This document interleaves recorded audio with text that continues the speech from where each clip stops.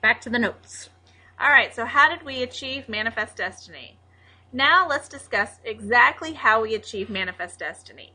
In 1846, Britain and the United States decided to split the Oregon Territory on the 49th degree latitude line. Sorry about that. Everything south of the line would belong to America, and everything north would belong to Britain. The 49th degree latitude line actually forms most of our northern border today. Is this what people demanded in the election of 1844? If no, then what had the people demanded? Okay, remember right there, that line should say 49th latitude.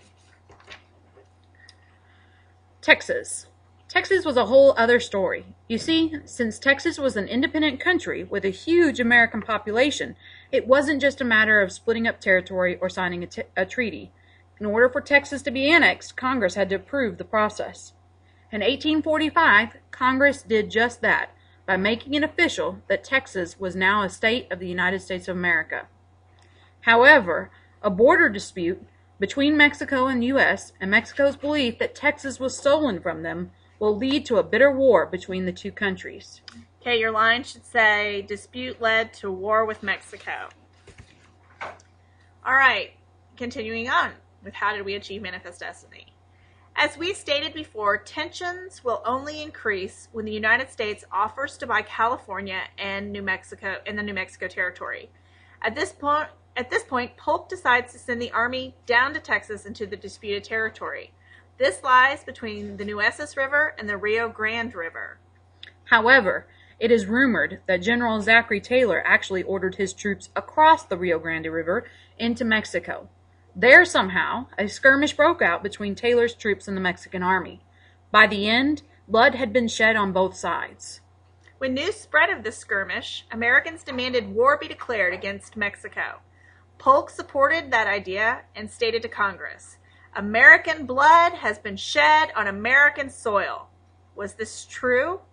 Not necessarily, but that is the story that was told throughout America. With the support of many Americans behind them, Congress declares war on Mexico in 1846. Blank, Mexican War begins.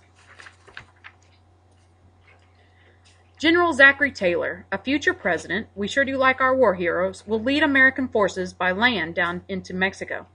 General Winfield Scott will lead American forces by sea down into the capital, Mexico City.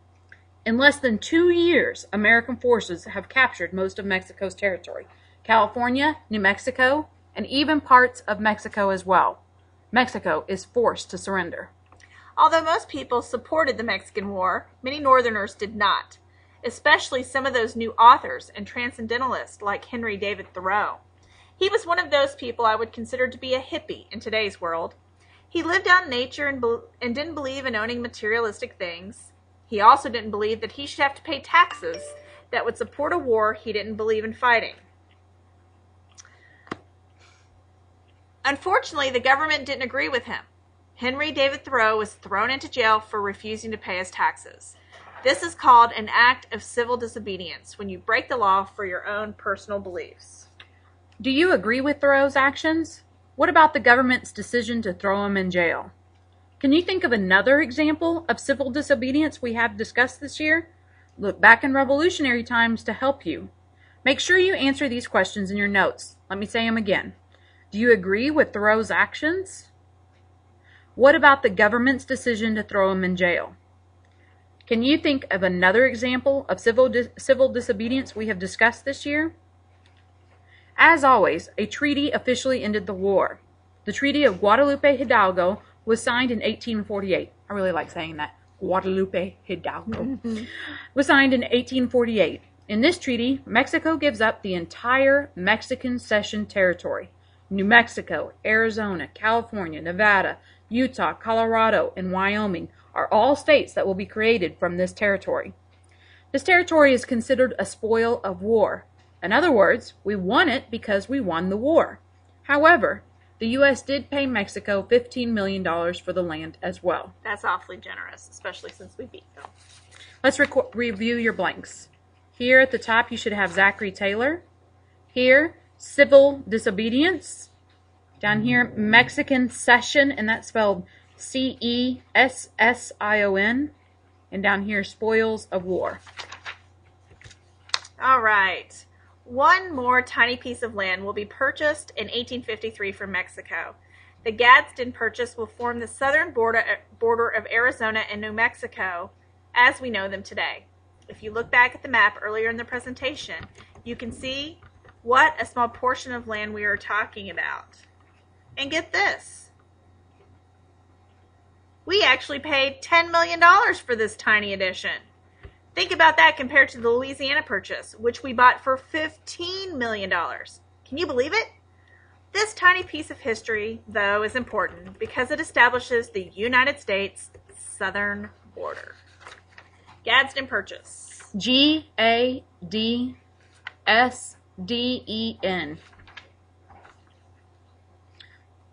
As you can only imagine, the impact on the land itself is not the only way Manifest Destiny made a mark on our history. It also impacted many groups of people as well, some in positive ways and others in very harmful, negative ways. The Mormons were a religious group who were persecuted for their beliefs in America. They decided it was time to pack up and head out west to establish their own community where they wouldn't face such discrimination. Hard to believe that even at this stage of America, religious persecution was still occurring. Remember, many of our original 13 colonies were established for religious freedom, and yet nearly 70 years later, it still isn't completely free. The Mormons established themselves in the Utah Territory, where they still have a strong establishment today. The 49ers were yet another group that migrated across the United States, this time to establish themselves in California. You see, in 1848, gold was discovered at Sutter's Mill. This started a mad dash of people to California who wanted to strike it rich by mining for gold. By 1849, over 100,000 people had come to California. They earned the name 49ers since that is the year known as the Gold Rush. This, by the way, is where the San Francisco Bay football team gets their name. It sounds awesome, mining for gold, striking it rich. However, very few people actually did find gold.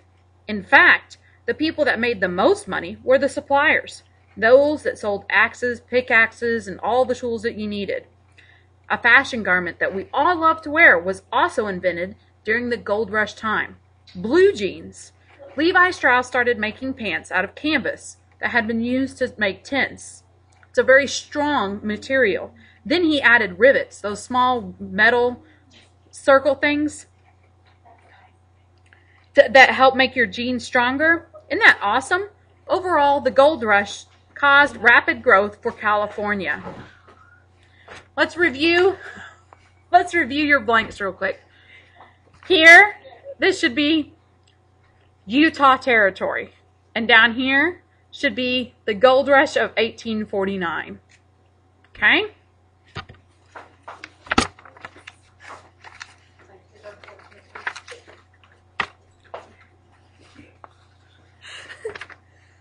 All right.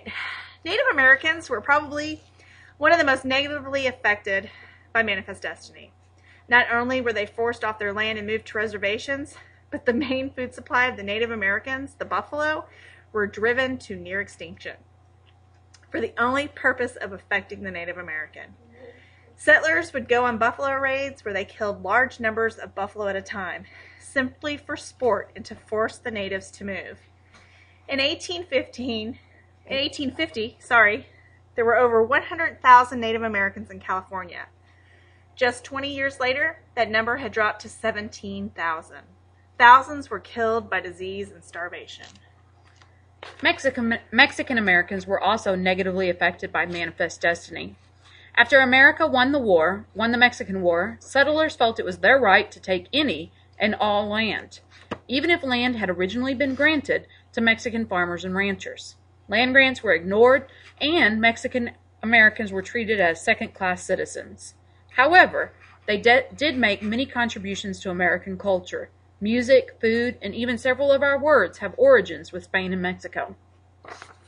The blanks here, thousands killed by starvation and disease and treated as second-class citizens, denied rights.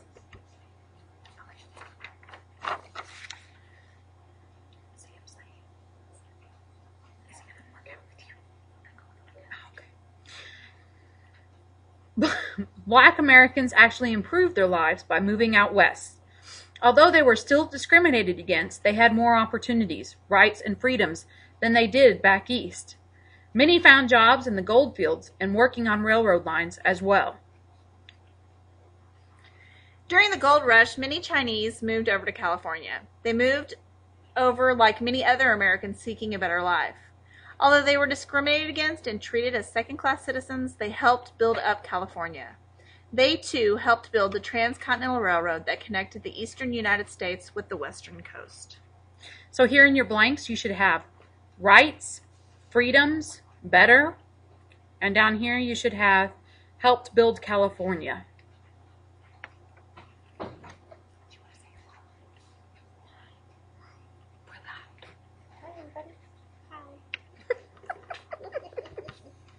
Oh, and that was it. We're done. Woohoo! Now if I can just find it.